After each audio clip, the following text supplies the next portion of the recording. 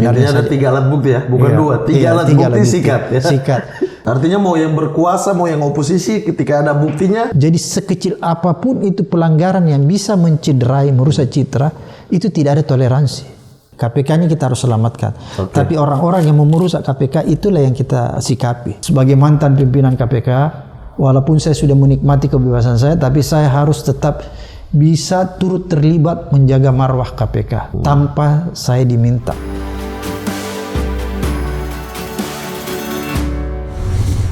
Alhamdulillah. Halo para maling, berjumpa lagi di konten terbaik di Republik Indonesia yang menjalankan amanat Undang-Undang Dasar 1945, mencerdaskan kehidupan berbangsa dan bernegara. Gokil.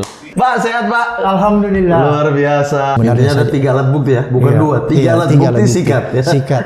Jadi menurut saya begitu. Jangan karena kita takut dibilang ini wilayah politik sehingga kita menghindar. Kalau kita menghindar berarti kita tidak bisa mau pemberantasan korupsi di sektor itu. Sebenarnya sih intinya itu. Jadi kita harus tetap masuk. Artinya mau yang berkuasa, mau yang oposisi, ketika ada buktinya. Yang penting begini, harus alat bukti. Itu aja pijakan kita. Kalau tidak ada alat bukti, oh jangan dong. Karena itu namanya kan mensalimi orang, dendam. Dan ingat, sistem di KPK itu, Bung Mamat, yang saya tadi bilang kolektif kolegial, nggak bisa itu. Satu orang yang menentukan. Nggak bisa satu orang menentukan, atau ada pimpinan yang punya agenda-agenda tersendiri, atau penyidik yang punya agenda kan nggak bisa, karena ada kan forum rapim.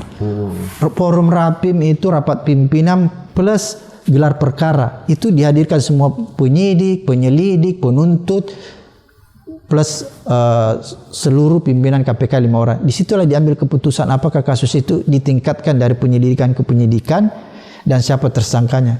Jadi kalau forum itu tidak menyetujui, nggak bisa. Jadi nggak bisa ada orang bermain sendiri-sendiri. Beda kalau di Kejaksaan Agung atau kepolisian, karena dia sistemnya kan sistem otoritas kepala. Makanya dia kepala Kejaksaan Agung, kepala kepolisian.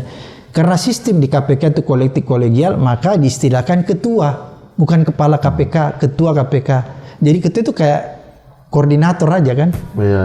Gitu. Yang mengkoordinir semuanya. Mengkoordinir saja, bukan dia punya otoritas kepala mutlak. Badan Pemberantasan Korupsi, bukan kepala ya. Bukan otoritasnya ada di tangan mereka. Jadi kalau ada tersangka ngomong cuap-cuap di luar, saya itu jadi tersangka di KPK karena BW, Bambang Wijayanto atau Abraham Samad itu dendam sama saya, atau Bambang Wijayanto atau Abraham Samad dititip.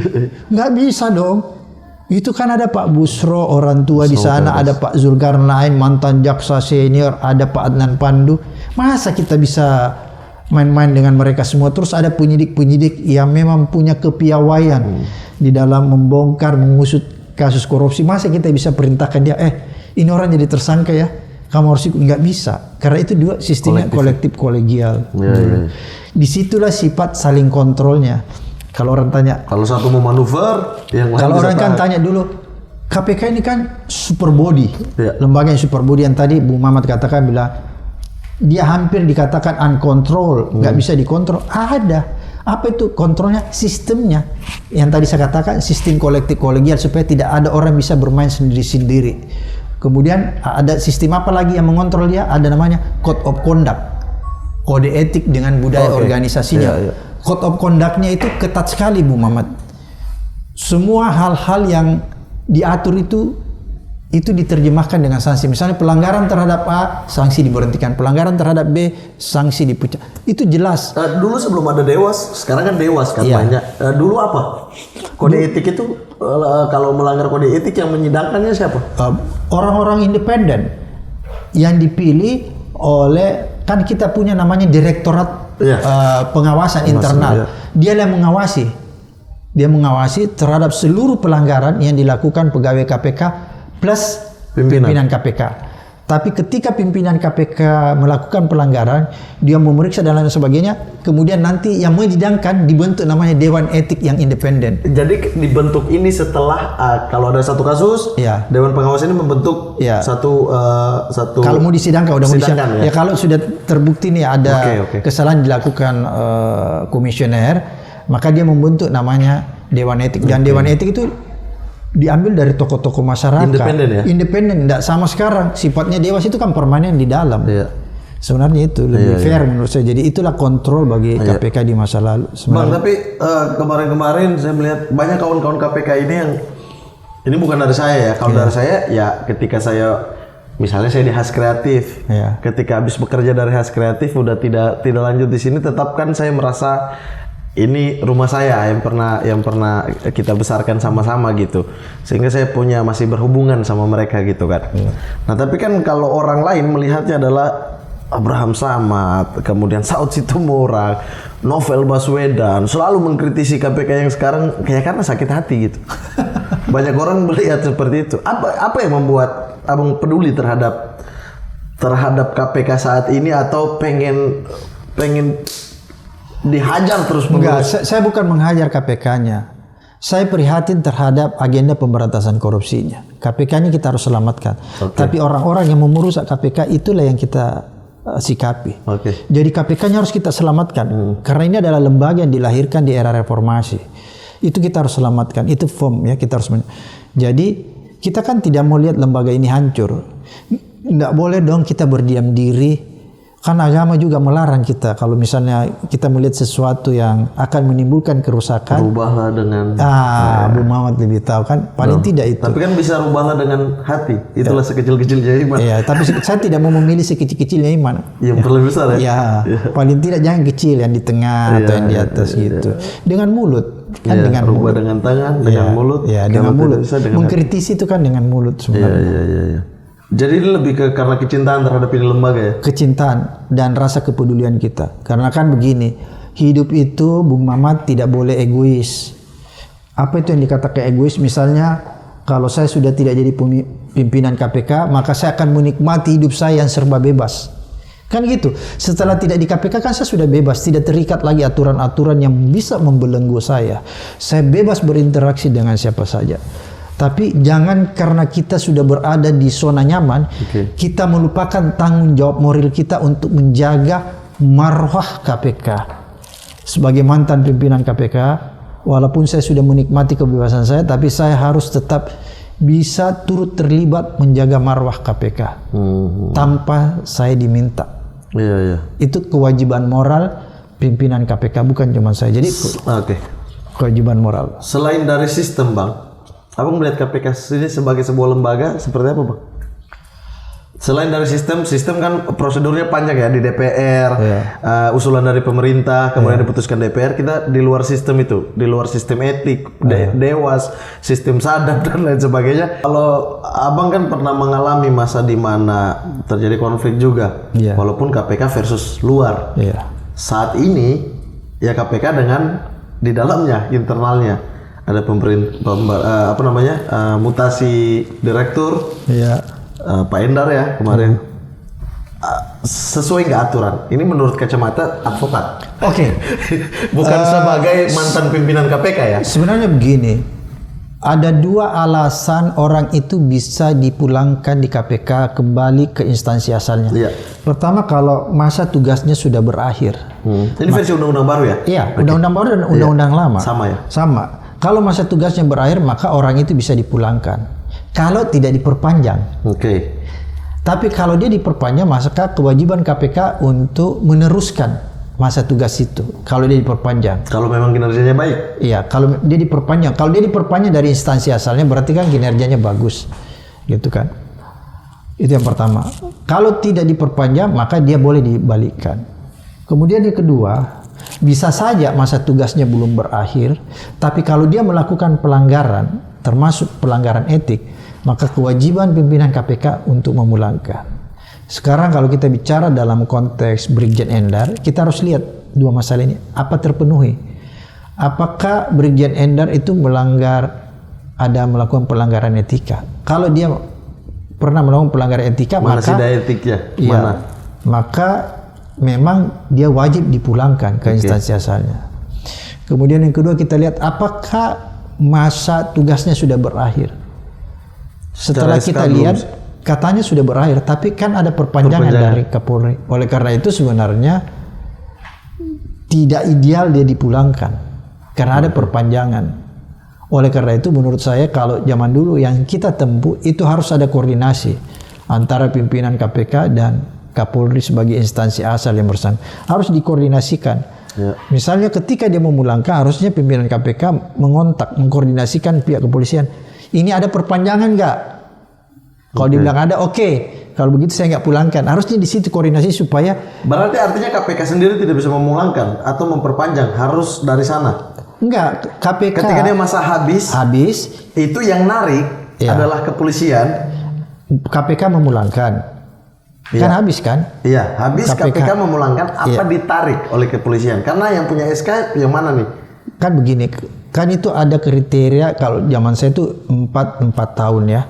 Kalau dia masih 4 tahun selesai dan dia tidak ada pelanggaran, maka dalam bunyi aturan itu dia diperpanjang kalau dia tidak ada pelanggaran. Yang memperpanjang ini KPK? Iya. Oke. Diperpanjang. Bukan surat mutasi polisi memperpanjang kan, bukan dari Polri. Tapi harus ada persetujuan dari sana. Persetujuan saja. Iya. Jadi di sana menerbitkan surat perpanjangan tugas. Ada namanya surat perpanjangan tugas yang bersangkutan. Misalnya disebutkan di instansi dia sebutkan surat perpanjangan di instansi KPK. Jadi itulah yang diterbitkan saya lihat Pak Kapolri kan. Iya. Surat perpanjangan untuk kembali bertugas. Itu ada kan begitu. Iya. Menurut saya sebenarnya yang kenapa menjadi heboh karena tidak ada koordinasi. Ngerti nggak? Maksud saya begini, kalau misalnya pimpinan KPK melakukan koordinasi kan tidak seperti ini. Misalnya kasih tahu. Iya, kasih tahu. Kan ini kan dia udah terlanjur bilang sudah dipulangkan, tidak diperpanjang, tiba-tiba ada. Itu menurut saya ternyata itu dari sana udah ada surat perpanjangan. Iya, jadi sebenarnya intinya di sini menurut saya ada kesalahannya, miskomunikasi atau misunderstanding menurut saya yang tidak nyambung, sehingga itu tadi harusnya kan ada koordinasi yang kuat. Oke. Tapi kalau melihat masalah di KPK itu banyak banget ya. Misalnya kebocoran surat dan lain sebagainya. Di zaman apa pernah nggak sih yang diselesaikan secara internal ya, yang tidak terblow up? Mungkin pegawai, mungkin apa ya, mungkin kasus yang sprindik itu, tapi itu kan menjadi terblow up kan. Ada tidak hal-hal kecil lain yang langsung makanya siapa nih yang bocorin ini. Karena di budaya organisasi KPK itu, budaya organisasi itu kalau di perusahaan apa ya? Corporate value ya. Corporate value-nya itu sudah mengatur. Kalau pelanggaran A, sanksi A, pelanggaran B, sanksi B. Makanya di budaya organisasi KPK dan Code of Conduct-nya itu disebutkan pelanggaran yang terjadi di institusi KPK itu menganut sistem zero tolerance. Jadi sekecil apapun pelanggaran itu akan ada sanksinya.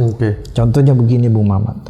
Saya waktu baru masuk, saya tiba-tiba kaget di meja saya ada SK yang saya harus tanda tangani. Kalau nggak salah 2 orang. Tahu nggak? Saya harus menandatangani surat pemberhentian terhadap 2 pegawai. Sebagai orang baru di KPK, saya penasaran dong. Kenapa 2 orang ini harus diberhentikan? Makanya saya harus memeriksa berita acaranya. Apa sih yang dilakukan oleh orang ini? Penasaran saya. Karena saya kan tiba-tiba masuk disodorkan gitu. Karena rupanya permasalahan ini sudah diputuskan di Direktorat Kemasan. Tahu nggak permasalahan apa yang dilakukan orang? Orang ini melakukan perselingkuhan dengan pegawai yang ada di luar, bukan di KPK. Artinya saya mau bilang apa? Privat. Ini wilayah privat. Tapi KPK karena dia menganut zero tolerance, dia menjaga marwah KPK. Karena kan KPK itu harus jadi role model. Jadi sekecil apapun itu pelanggaran yang bisa mencederai, merusak citra, itu tidak ada toleransi. Saya melihat Code of Conduct yang ada di berbagai macam profesi. Profesi kedokteran punya Code of Conduct. Jurnalis punya Code of Conduct, pegawai negeri sipil ada namanya disiplin pegawai negeri sipil. Saya coba membandingkan apa sih sanksi terhadap pelanggaran-pelanggaran seperti ini. Rata-rata pelanggaran yang terjadi seperti yang tadi saya lihat itu perselingkuhan, kalau dilakukan sama orang yang di luar instansi itu, maka sanksinya itu cuma sanksi misalnya skor. Orang itu tidak boleh masuk atau dipotong gajinya atau turun pangkatnya, begitu rata. Tidak ada pemecatan. Kecuali kalau yang bersangkutan melakukan perselingkuhan di dalam kantor itu satu unit, mengganggu. Jadi yang saya mau gambarkan dari peristiwa ini, Bung Mamat, betapa tegasnya code of conduct, aturan-aturan yang ada di KPK. Itulah yang mengontrol KPK. Jadi kalau orang bilang, siapa yang bisa mengontrol KPK? Itu KPK itu super body, tidak ada yang mengontrol dia bisa abuse of power. Itu salah besar. Karena sistemnya yang mengontrol dia. Jadi kalau ada bacot yang mengatakan KPK itu tidak bisa dikontrol, dia super body, dia bisa melakukan abuse power. Enggak, itu orang nggak ngerti aturan. Ada Bang sistem. Fahri, Anda tidak mengerti aturan. Bang Fahri, jangan asal, ini sistem. Anda di DPR tidak bentuk sistem yang bagus buat DPR itu. Jadi ada code of conduct. Bayangkan Bung Mamat, ada nggak? Ini saya kasih contoh, karena kalau saya nggak kasih contoh nanti dipikir aku ini cuma ngomong aja. Saya pernah disidang di komite etik, padahal pelanggaran itu bukan saya lakukan. Yang tadi itu ada kebocoran sprindik ke wartawan kan, sekretaris saya harus disidangkan, dan sidang kode etik terhadap ketua KPK pada saat itu dibuka untuk umum, disaksikan oleh seluruh media massa live dari Sabang sampai Merauke. Apa yang ingin saya katakan kepada Anda? Tidak ada satupun orang yang kebal di KPK, walaupun itu ketuanya. Jadi kalau ada orang bilang KPK itu bisa abuse of power, saya akan memberikan contoh-contoh bahwa tidak mungkin. Inilah contoh-contoh tadi. KPK sekarang abuse of power nggak, Bang? Ya bisa abuse of power mungkin, karena sistemnya sudah berubah. Ada kebocoran surat juga kemarin. Iya, karena sistemnya udah berubah. Kemarin itu kebocoran surat atau pemberitahuan ya bahwa itu gimana ya? Dokumen hasil penyelidikan. Oke, dikasih tahu ke yang harusnya disidik, ya bocor. Jadi itu dokumen yang sangat punya nilai yang luar biasa, karena lewat dokumen itulah bisa terbaca strategi penyelidikan. Ya, siapa-siapa yang akan dimintai keterangannya, apa-apa saja alat bukti yang akan dicari. Kalau itu bocor, orang itu bisa menghilangkan barang buktinya. Jadi ini menjadi sesuatu hal yang sangat berbahaya bagi dan berhubungan kepada sebuah kementerian juga. Proses penyelesaian sebuah kasus. Jadi dengan bocornya ini kasus itu bisa terhambat. Kasus itu bisa hilang. Kan orang bisa menghilangkan barang bukti kalau dia sudah lihat, oh ternyata dibutuhkan atau mengatur kerjasama dengan orang-orang yang bakal dipanggil untuk kita satu suara. Atau di situ dia akan lihat, oh alat bukti yang dibutuhkan itu A, B, dan C, itu dihilangkan saja. Jadi itulah yang jadi persoalan sebenarnya. Iya. Jadi Bang, terakhir Bang, apa yang bisa kita lakukan terhadap KPK? Ya, kalau Abang dari sisi mantan ketua punya kecintaan, punya hubungan yang spesial lah. Kalau dari masyarakat apa? Ya masyarakat itu tidak boleh permisif, Bung Mamat. Tidak boleh skeptis dan apatis. Dia harus terus mendorong. Dia memberikan support sekaligus mengawasi KPK agar supaya KPK tetap on the track. Mendorong KPK supaya bekerja dengan baik. Itu fungsi masyarakat itu tidak boleh diajak permisif. Kalau masyarakat permisif, maka kejahatan korupsi terus berkembang seperti sekarang. Karena masyarakat permisif. Cuek kan, acu tak acu ya korupsi merajalela. Jadi kewajiban saya, Bung Mamat, sebagai YouTuber juga itu memberikan edukasi lewat channel konten ini kan, memberikan edukasi tanpa kita sadari, memberi edukasi orang, memberikan informasi supaya orang melakukan sesuatu terhadap pemerintah. Paling tidak orang tidak permisif. Kan kalau orang permisif, waduh kejahatan korupsi ini semakin berkembang, Bu. Yang permisif, yang bikin aturan ya sih.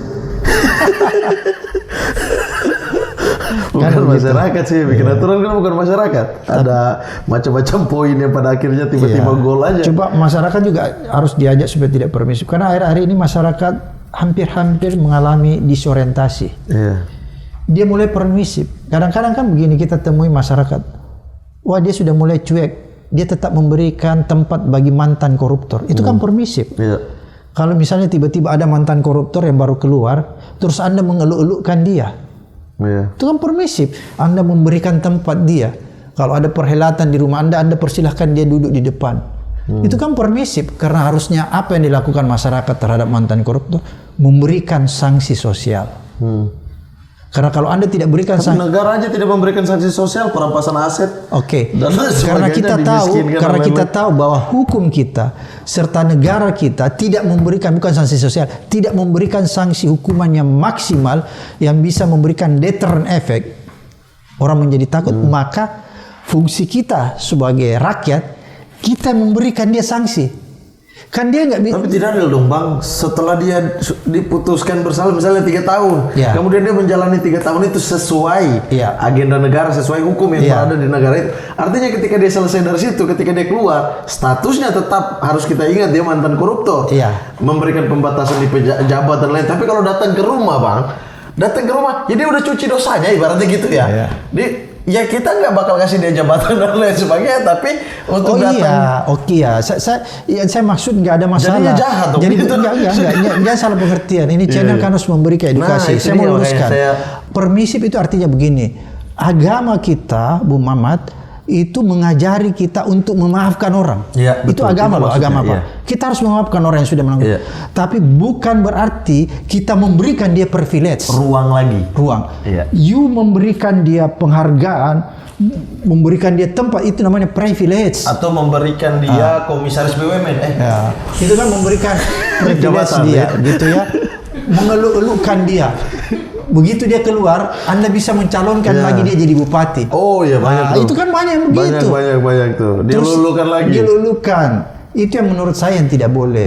Bukan berarti kita harus bukan. Iya. Kita harus memaafkan, Iya. tapi kita tidak boleh Kalau memberi. datang ke rumah silaturahim boleh-boleh Oh iya, aja. boleh-boleh Tetapi aja. pembatasannya dalam hal publik ya. Iya, saya itu silakan. Iya. Bisa saya orang bekas koruptor, saya mungkin pelukan juga nggak ada masalah. Iya. Saya tidak mau, tapi saya tidak boleh memberikan privilege. Iya. Karena kalau saya memberikan Dalam hal-hal privilege, yang berhubungan dengan publik iya, tentunya. kalau saya memberikan privilege, berarti saya tidak memberikan pendidikan anti korupsi. Karena salah satu bagian dari pendidikan anti korupsi itu adalah tidak memberikan ruang, Iya. memberikan privilege bagi mantan koruptor. Iya. Itu harapan Bang Abraham Samad kepada masyarakat. Harapan kita semua, bukan Iya. harapan Abraham. Tapi masyarakat juga punya harapan dong. Apa? Jangan berburuk sangka, daftar lagi. Bang, terima kasih banyak. Terima kasih banyak. Sehat selalu, Bang. Luar biasa. Yang paling penting bahagia sih. Apapun profesinya saat ini, apapun yang Iya, akan kita dikerjakan nanti. membahagiakan diri. Iya, kalau dengan memberantas korupsi Abang lebih bahagia, silahkan. Iya. Silakan berantas Dengan korupsi. stand up komedi kita lebih bahagia, kita bisa mengkritik. betul, gitu. dari dalam mau dari luar, silakan saja. Yang penting kuncinya bahagia. Dan Kalau sarung korupsi kan ini tidak mungkin bagus bahagia. banget nih sarungnya. Iya, ini kebetulan sarung apa ya? Aduh, mau sebut tapi belum masuk lagi di kita. Iya, ini sarung maling ya. Sarung yang memang saya maling. Ini saya maling menandakan dari teman saya. Ini menandakan egalitarian. Iya. Ya, sandal jepit plus sarung itu adalah egalitarian. Betul. Merakyat ya. Iya. Bukan wong cilik tapi merakyat aja. Jadi egalitarian plus inilah Indonesia. Iya, tapi ini merah, sebut wong cilik bahaya nih, Bang. Nggak apa-apa, ini mah Indonesia. Nanti dipotong, wah, sarungnya wong cilik gitu. Bang Abraham Samad, terima kasih banyak, sehat selalu. Sehat selalu. Salam buat keluarga di Sulawesi Iya. maupun keluarga yang di Jakarta. Sama-sama. Siap. Kalau begitu saya Muhammad Al-Katiri pamit. Terima kasih banyak. Assalamualaikum warahmatullahi wabarakatuh. Sehat selalu teman-teman Waalaikumsalam. semua.